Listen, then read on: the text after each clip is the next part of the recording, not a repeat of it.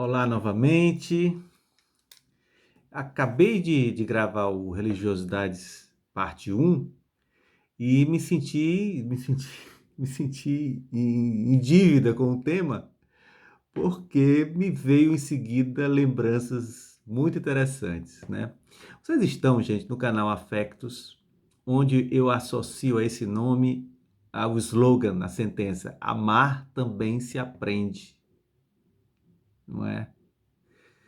Essa ideia é uma ideia que eu já tenho há algum tempo, enquanto processo de autopesquisa, que eu deveria focar nessa possibilidade de desenvolver a minha afetividade, aprender o que é o amor, aprender o que é o amor. Mas o amor, a gente começa a descobrir coisas incríveis sobre o amor, não é? O amor em si mesmo, ele em si mesmo é extremamente acolhedor, né? Porque só pelo fato de você entender que não existe como definir o amor, que o amor é simplesmente algo para ser vivido e cada um vive como pode viver. E no momento em que você vive como pode viver, cada um de nós vai estabelecer um conceito, uma definição de amor muito própria, né? Então, não existe amor, existe amores, né? Mas eu tinha acabado de falar sobre religiosidade, na minha história religiosa, né, como foi essa minha relação com os mistérios. E quando eu acabei de gravar o Religiosidades parte um, eu percebi que eu deixei de fora dois momentos que para mim são muito importantes, foram muito importantes, e que eu não poderia deixar de falar. Por isso esse aqui será o Religiosidades parte 2, tá certo? É o seguinte, eu tive uma pessoa que, reconstruindo a minha história, né, com a genealogia e lembrando de tudo que eu sabia, das coisas que meu pai falava e minha mãe falava, e com os tios e com pessoas que também fizeram parte dessa minha história, tem uma pessoa muito presente na minha vida que eu chamava de tia, mas não era tia. Na verdade, ela morou, residiu do lado, era vizinha da minha mãe quando meus pais eram recém-casados e minha mãe estava gestante de mim, grávida de mim. Então eles moravam vizinhos, eram vizinhos. O nome dela era Abigail, carinhosamente chamada de Neném, tia Neném, tia Neném. E o esposo era um dentista. Nós chamávamos de tio Martins. E pelo que eu soube, a tia Neném, ela era espírita kardecista, de uma mediunidade fenomenal. E salvo engano, a notícia, eu teria que confirmar isso, né? Que ela tinha alguma relação com o tal do Fritz, Dr. Fritz, né? O famoso Dr. Fritz. Bem, momentos depois, essa minha tia, ela sai do espiritismo e entra, salvo engano, no candomblé. Não sei se é umbanda ou candomblé, acho que é candomblé. E ela se torna mãe de santo, de um terreiro lá, mãe de santo. E logo depois ela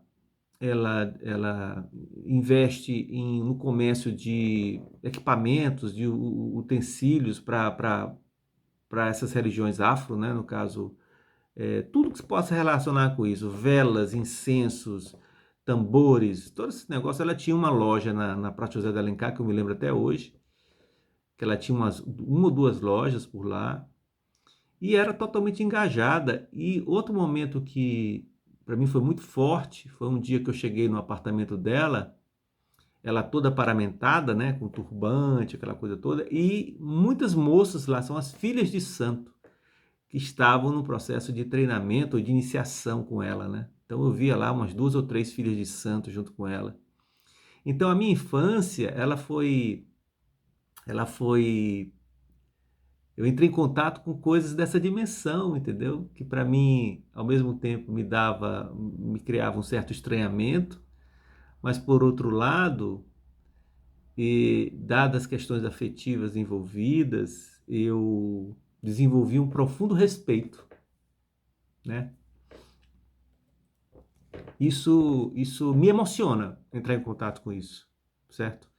E aí, Esse foi um dos momentos mais ricos da minha vida, da minha história, porque a minha família tinha por hábito se reunir os finais de semana na casa da tia Nenê. Ela tinha uma casa de frente para a beira-mar ali, e nós íamos para lá, e eu era muito estranho, eu era uma criança muito estranha, porque eu adorava ficar nessas rodas de pessoas, de adultos, ouvindo as conversas, sabe?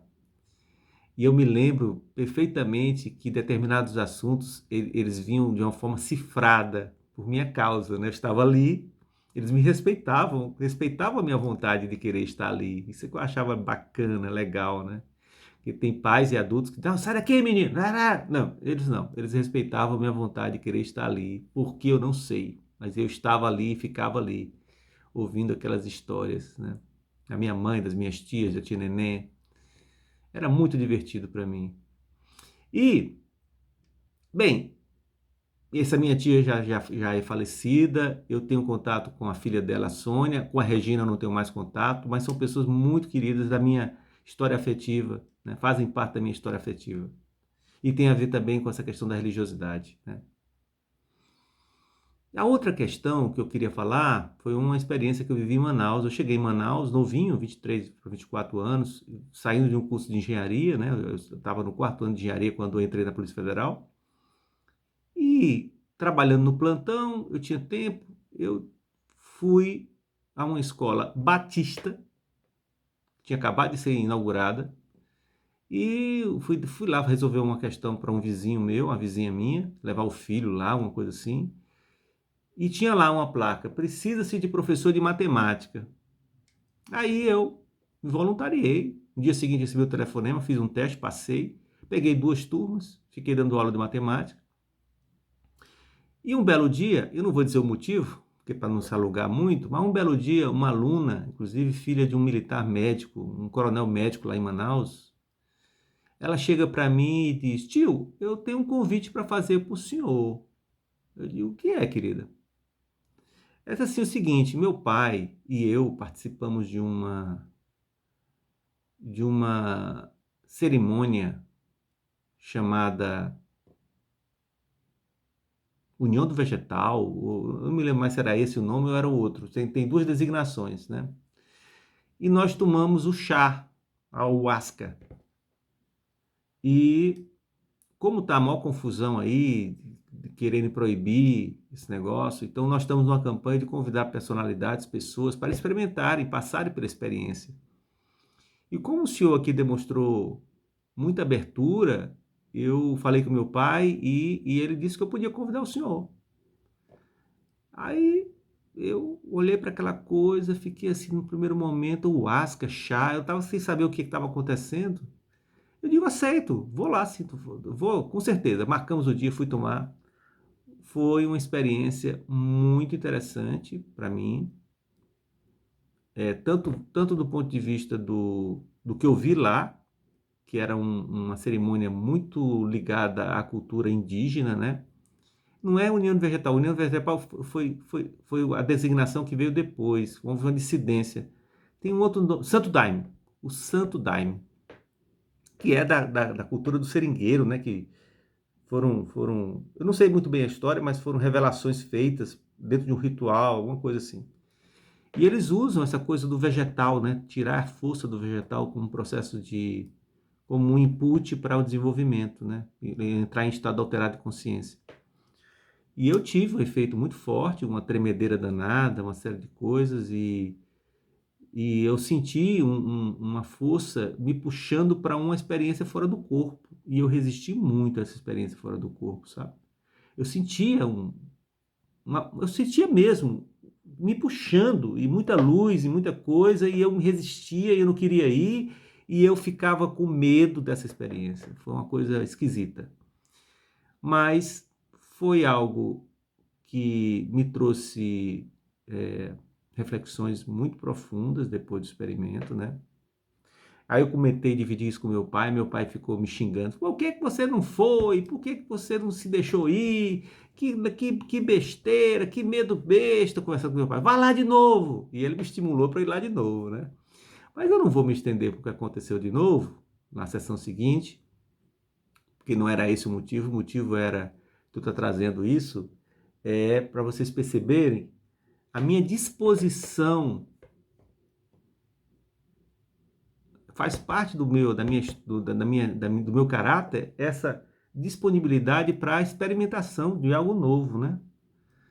De algo que me levasse para estados diferenciados de consciência e que me coloque numa posição de ver a realidade, sempre disponível para ver a realidade de uma forma diferente. Eu sempre quero me colocar nessa disponibilidade. Ah, você me chama, vamos ali, vou ali sim, vamos lá, vamos junto. Por que não? Não é? Então, eu acho que já estava 10 minutos, já passa rápido o tempo, é impressionante. Então, eu precisava, para fechar esse tema da religiosidade em contribuição para o meu mundo das minhas crenças, né? Não deixar de mencionar esses 2 episódios, que foi o relacionamento com a minha tia, que era de uma religião afro, e, e essa aproximação com a religiosidade afro e o meu profundo respeito a, a ela e também a essa corrente que é tão forte no Brasil, né? Tão nosso. Inclusive a Umbanda é genuinamente brasileira, né? A Umbanda é algo brasileiro, foi uma religião criada no Brasil, a Umbanda, né? Então, eu faço minha reverência a tudo isso que compõe a nossa cultura. Eu reverencio a nossa cultura. E não julgo, não estou aqui para julgar A, B, C, forma de crença. Não, não. Inclusive, quer dizer, eu trago as minhas aproximações e me sinto honrado por elas. Me sinto honrado pela possibilidade de ter tido essas aproximações, com todas essas experimentações, tá certo? Então, gente, eu encerro aqui mais esse vídeo e espero que isso tenha contribuído para estimular vocês a dar uma olhadinha no passado de vocês em relação à religião, como é que foi a cultura da família, né? Onde é que o que eles influenciaram nas suas escolhas com relação a esse tema, religiosidade, e o que é isso, ou a falta disso, colabora para esse arcabouço de crenças que nos compõe, que nos constitui, tá bom? Um beijo no coração de todos.